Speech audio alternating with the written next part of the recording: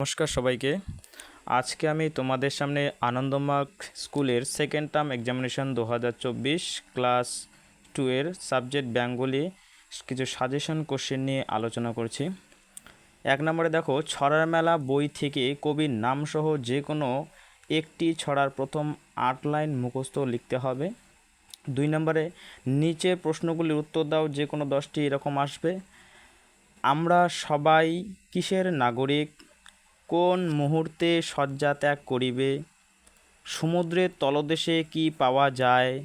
আস্তিকের জীবন কেমন হয়? কখন নদীতে জলস্ফীতি হয়? শিশুটি কেমন? কোন ঋতুতে জ্বরজ্বালা একটু কম হয়? শঙ্খ কেমন জীব? কে খুবই সজ্জন? মহিলার পদদয়ে কি মাখানো?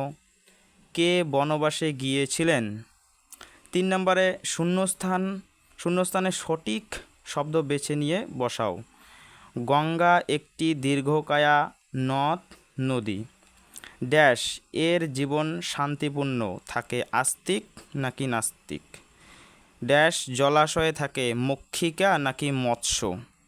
সংঘে শিক্ষক নাকি সন্ন্যাসীরা থাকেন?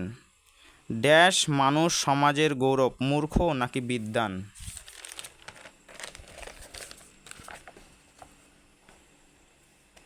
তারপর 4 নম্বরে সাজিয়ে বাক্য গঠন করো।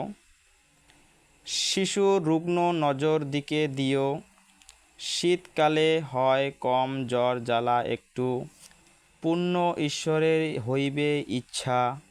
গৌরব মানুষ বিদ্বান সমাজের। মনোরঞ্জন ফুল সকলের করে। তারপরে 5 নম্বরে 2টি করে প্রতিশব্দ লিখো।